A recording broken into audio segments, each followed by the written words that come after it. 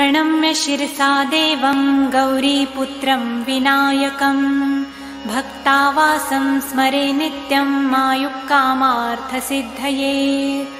प्रथमं वक्रतुण्डं च एकदन्तं द्वितीयकं तृतीयं कृष्णपिङ्गाक्षं गजवक्त्रं चतुर्थकं लम्बोदरं पञ्चमं च षष्ठं विकटमेव च सप्तमं विघ्नराजेन्द्रं धूम्रवर्णं तथाष्टमं नवमं भालचन्द्रं च दशमं तु विनायकम् एकादशं गणपति द्वादशं तु गजाननं द्वादशैतानि नामानि त्रिसन्ध्यं यः पठेन्नरः न च विघ्नभयं तस्य सर्वसिद्धिकरं प्रभो।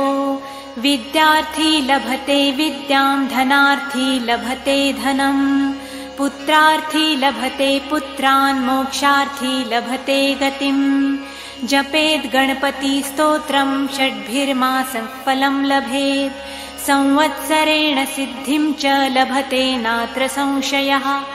अष्टभ्यो ब्राह्मणेभ्यश्च लिखित्वा यात् समर्पयेत् तस्य विद्या भवेत् सर्वा गणेशस्य प्रसादतः। इति श्रीनारदपुराणे सङ्कटनिरसन नाम गणेशस्तोत्रं सम्पूर्णम्।